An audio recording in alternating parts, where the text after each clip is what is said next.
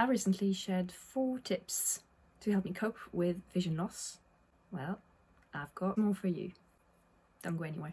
Hi everyone, my name is Marie. I have myopic macular degeneration and I'm sharing my journey with this condition in hope to raise awareness about MMD. I'd like to share with you tips which are more centered around the self. It is actually very important to focus on the self to help you deal with life in general. My first strategy in times where I feel really raw, let's say I've just noticed some vision deterioration, a new blind spot, I usually feel devastated. There's a lot to deal with when that happens. There's so many emotions. And I think what is very important in those events is to really acknowledge your emotions. Don't shy away from your emotions. It could be, anger, sadness, fear. It's usually a mixture of those. And it's very important not to repress them. You have to let them out. Really let them out. Express them. The reason why we feel those emotions is, put simply, we are grieving. It's called vision loss for a reason. We are grieving the vision we're losing. And with grief comes sadness, anger, fear, anxiety, you name it. Now, how do you let them out? Physically, you just find somewhere quiet and have a good cry. Have a good scream in a pillow if you need to be quiet about it. Do something that is probably physical and that helps you ride the wave of those emotions, if you see what I mean. It's usually quite helpful in the sense that, you won't bottle in your emotions. When you don't repress emotions, they don't come back to you later with a vengeance, which is usually what happens if you do repress your emotions. They don't go away. They just stay in there and they build up and build up and build up, and then it gets worse. So it's best to let them out.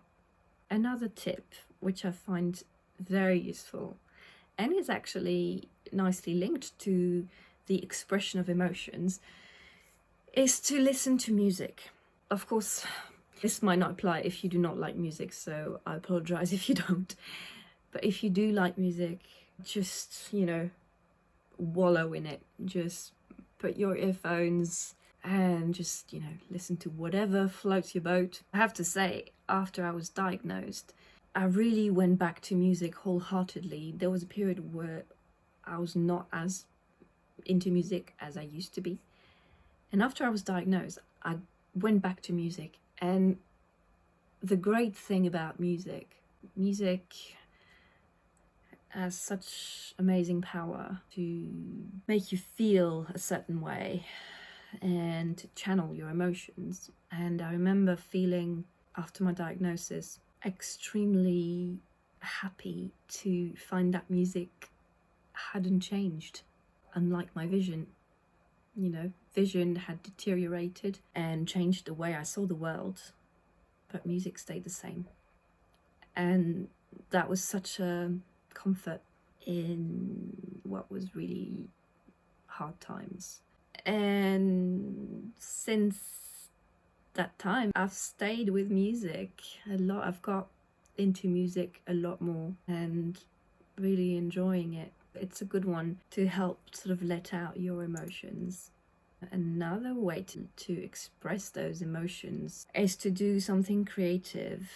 Try and paint, try and draw. Even if you feel that you've never been good at it or even interested in it, just grab a pen, do some repetitive doodles. It's usually got a very nice soothing quality. So that's something you can do. If creative art is not really your thing, try just simply writing down your emotions. That's a form of journaling, really, where you just write down, I feel angry because I'm losing my vision and I feel I don't deserve it, things like that. If there's fear as well, I find it really helpful to write down those fears, and then you look at the scenarios. So what if I go blind? What will I do? How will I cope? And usually just writing it down and looking for practical solutions, I find is really helpful to sort of de-escalate the anxiety about any worries that I might have concerning my vision. Once you've acknowledged and expressed your emotions, there's another strategy that I find extremely helpful. It's to what I call ground yourself in the moment. So there are several ways of doing that. Probably the easiest one would be to focus on your breathing. In breath, out breath. What does it feel like? Dry, moist. Is it, is there any noise with it? How does it feel when my chest rise and fall? So pay attention to the slightest of details. And that in itself will remove you from the worries that you might have about a possible future that is actually not a reality right now. The goal is to ground you in the now. Be present in the now. And it's quite easy to do this if you start focusing on your breath. Actually, if you find that you're struggling with staying focused on your breathing, another good way of grounding yourself in the moment is to count your breathing.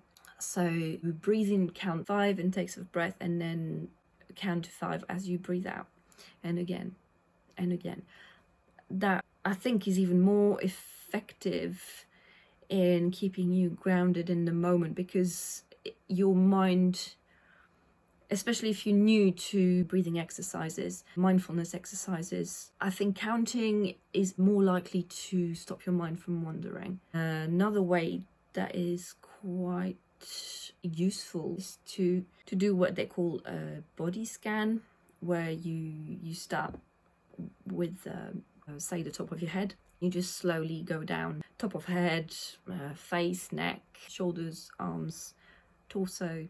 You go down all the way to your feet. Each time you go through a section of your body, you take the time to feel it. Ask yourself that question: how does it feel, this part of my body right now? What's going on there? Is there any pain? Is there any tingling? Is there nothing? All of that will help you, again, ground you in the now, the present moment, which has a remarkable capacity to soothe you. Try to do that. Know that, especially if you feel worried about your vision, for example, your mind's going to wander. It's absolutely fine. Just when your mind wanders, just acknowledge it. Go back to your body. Mind wanders again, fine. Take back your center of attention to your body again, as many times as needed. And don't feel bad that your mind wanders. It is the nature of the mind to wander. It's its job, basically, to wander. So don't feel bad that your mind wanders. Just go back to the body when you notice that thoughts are occurring. Nothing wrong with that. If you're completely new to those techniques, they're worth a try. So let's, mention the elephant in the room. Those techniques are no more, no less than meditation. They're forms of meditation. And they are all extremely effective ways to keep you in the present moment. Because the present moment is your safe space. I cannot stress that enough. If you look at it very rationally, if you are not in immediate danger right now, then what are you? You are safe. You are breathing. If you're worried you are going blind, have you gone blind yet? Chances are not yet. You don't even know if that's going to happen. Focus on the now. Focus on what is right. I'm breathing. I'm safe. And that's the most important thing to take away from any kind of meditative practice. It will get you used to being at peace more often. Because unfortunately, and because of our ability to project ourselves in the future, we tend to over-worry, catastrophize. I'm very good at it. And I know so many people who are prone to it as well. And it's a disservice we're doing to ourselves when we're catastrophizing about something, because the truth is we do not know what the future holds. We absolutely do not know what the future holds. Those techniques will really help you calm down this tendency to sort of project yourself immediately in a hypothetical future where everything is doom and gloom. Actually, it works for so many other things as well, and not just fear of vision loss. It can be applied to any kind of worry that you might have in life. So it's very useful. I would definitely recommend that you make those meditative practices something of a habit. Do it once, twice a day. Try and do it in the morning when you wake up, because that will set you up for a better day.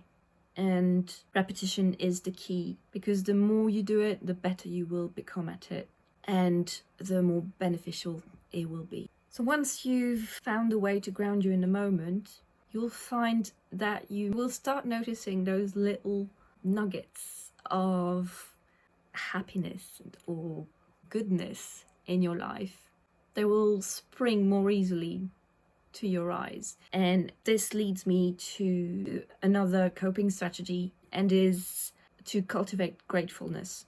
You have to think about the little things that make life great. So there are various ways of doing that. I used to hold a gratefulness journal, which was amazing, because I found that at the end of the day I would write down things that I was grateful for, and it could be little nothings really, like a nice smile on my children's faces, the cat coming to nestle in my lap and purr, the sunshine, though I'm in the UK, so sometimes there's not much to go on. But you can be grateful for the rain that helps the garden grow.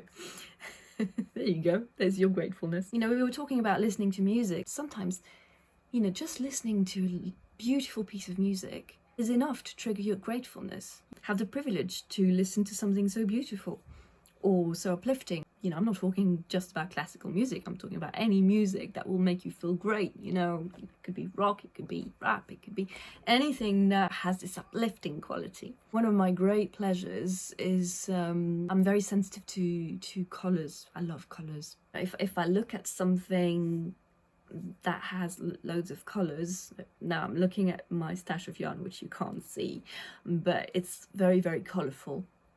I'll give you one example. Here you go, there's one. Look at these gorgeous colours. Just this, if I look at a ball of yarn that has loads of yummy colours, that makes my heart skip a beat. There's something really uplifting about that. So really cultivate those little pleasures in life, you know, good food, nice time with friends, happy times with the family, nice walk on your own outside, something, anything that makes you feel positive. It's very important. And again, as with the meditative practices, it's something that is good to do again and again on a regular basis, because the more you do it, the better you get at it, and the more second nature it becomes to you.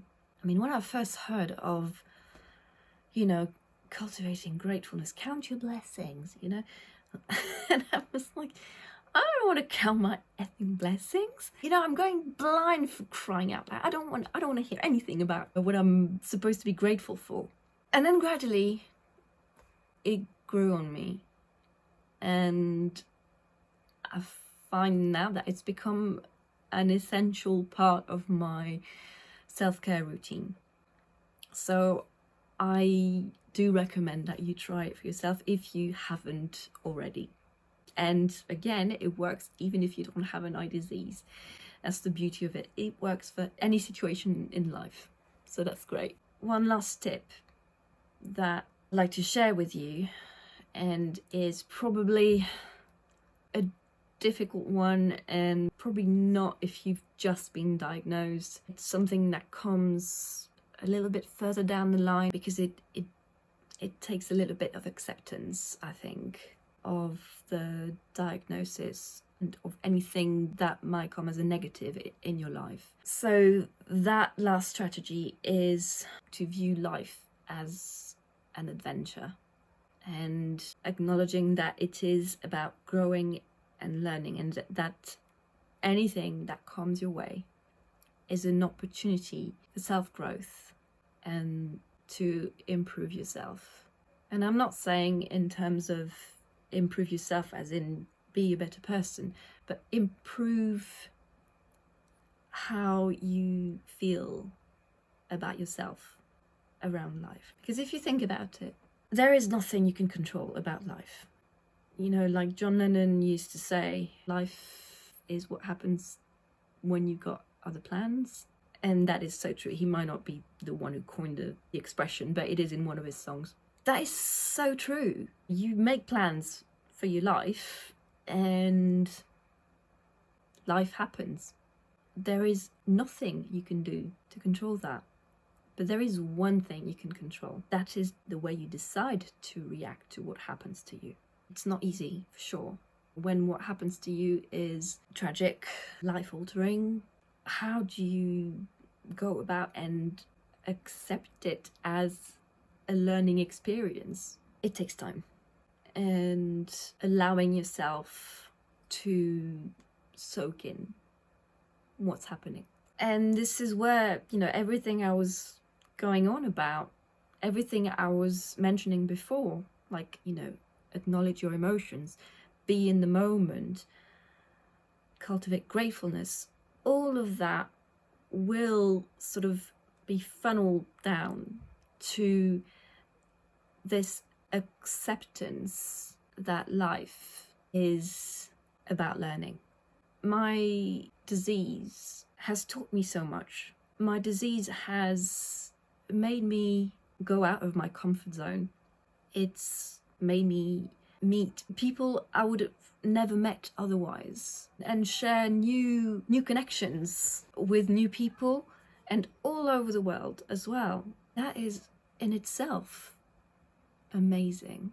And you know, it's easy to say that on a good day, you know, because on an average day or on a bad day, you know, I'm not going to go back and say, yeah, I've got MMD and I'm coping so well. No, you know, on a bad day, I will moan about the blind spots that make my vision go all blurry and distorted and cause me not to recognize my children. I will grumble about not being able to do the things I was once able to do. Of course, and you're allowed to moan. You know, you're allowed to moan. But on a good day, I can see, no pun intended, I can see the positive side of it. I can see what it's teaching me. I can see, it might be a bit of a cliche to say it, but I can see the bigger picture in a way. Maybe not the bigger picture, but a bigger picture.